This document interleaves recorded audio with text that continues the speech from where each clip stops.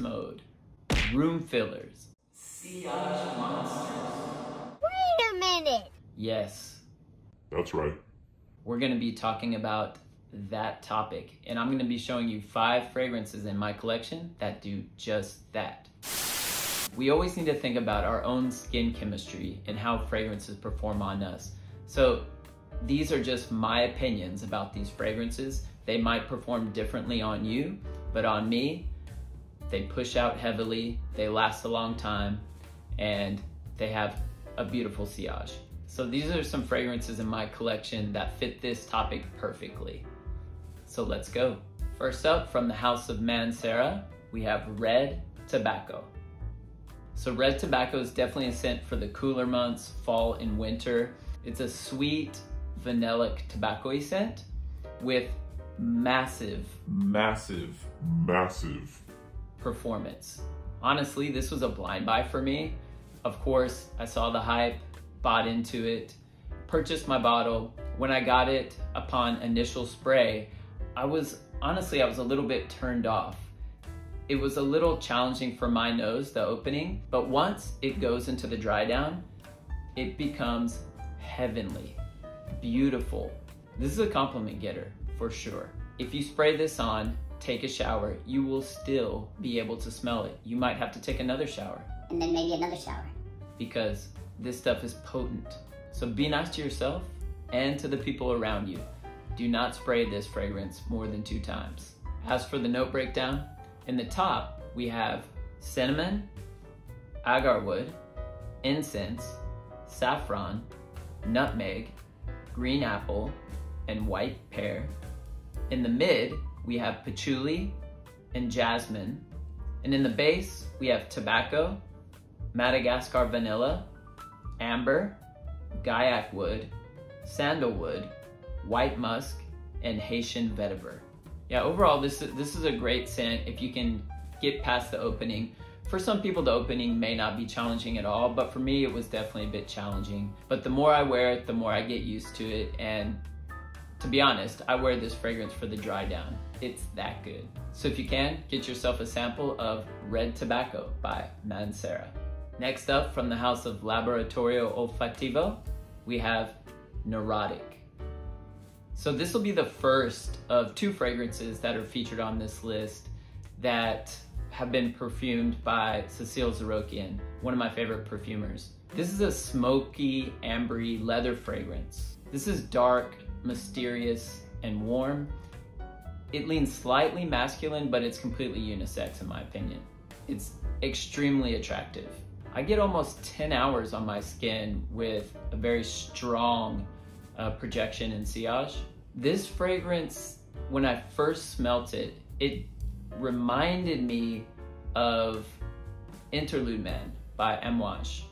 These 2 fragrances are not the same by any means, so I'm definitely not saying that, but just on the initial smell of this fragrance, I thought, Amouage, Interlude Man.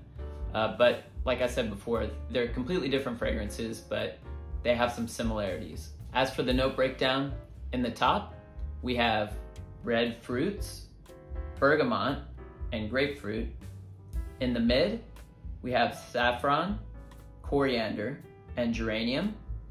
And in the base, we have woody notes, smoke, amber, leather, and sandalwood. And I'd like to mention too, the house of Laboratorio Olfativo has been a new discovery for me. One thing that I really like about them is they sell smaller bottles. So when you start to build up a larger fragrance collection, you may not always want a 100 ml bottle or a 50 ml bottle.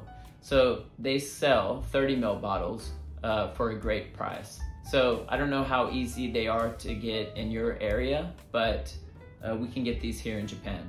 Overall, this is a great fragrance, and I'm so glad the cooler weather is finally here so I can get a chance to wear this more. If you can, get yourself a sample of Laboratorio Olfativo Neurotic. Next up, from the house of Nishane, we have Anie. So this is the second fragrance on this list that was perfumed by Cécile Zarokian. She did a phenomenal job with this one. This is a vanilla bomb. You'll get a blast of bright citruses in the top, and then once you move into the dry down, you'll get a warm, ambery vanilla scent. Absolutely gorgeous. It's very smooth and rich throughout the entire life. It's even creamy and comforting. So if that's what you're after, this is a phenomenal scent for that. It's very classy. It can be dressed up or dressed down. It is a massive performer, hence why it's on this list. As for the note breakdown, in the top, we have ginger, bergamot, pink pepper, and green notes. In the mid, cardamom, blackcurrant, and Turkish rose. In the base, vanilla, benzoin, sandalwood, cedar, ambergris, patchouli, and musk. So Anie was a fragrance that grew on me a little. When I first smelled this in the store, honestly, I wasn't too drawn to it, but over time, every time I went to the store, I would smell it, and it just grew on me.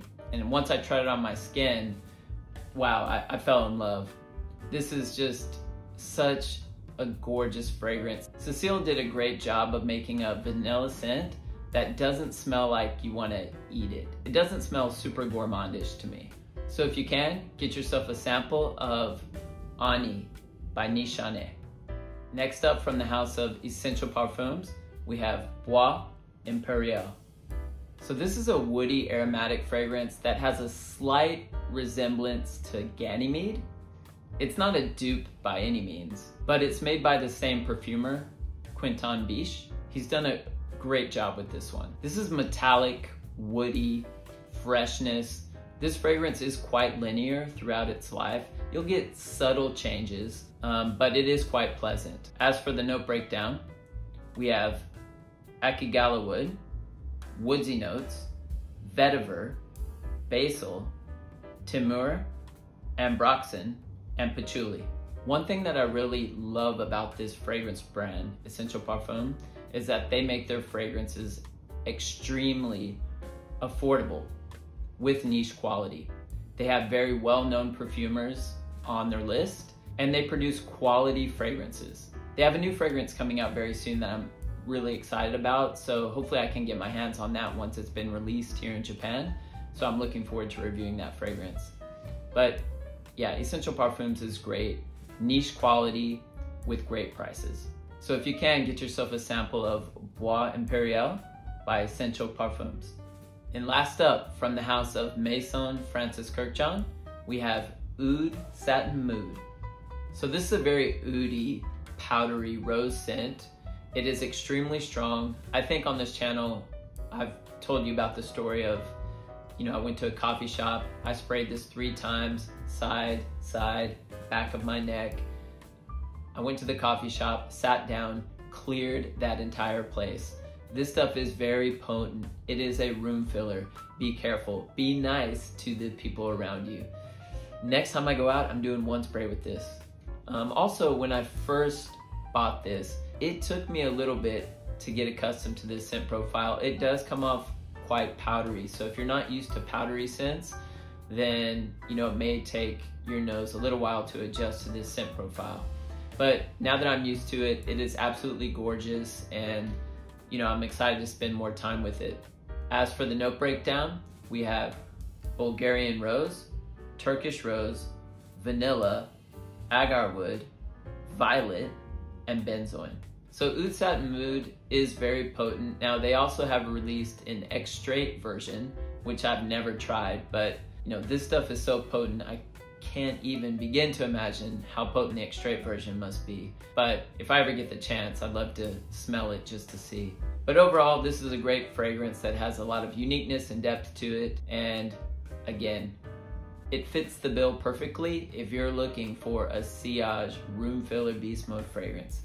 This is it. If you can, get yourself a sample of OUD Satin Mood by Maison Francis Kurkdjian. So that's all I have for today.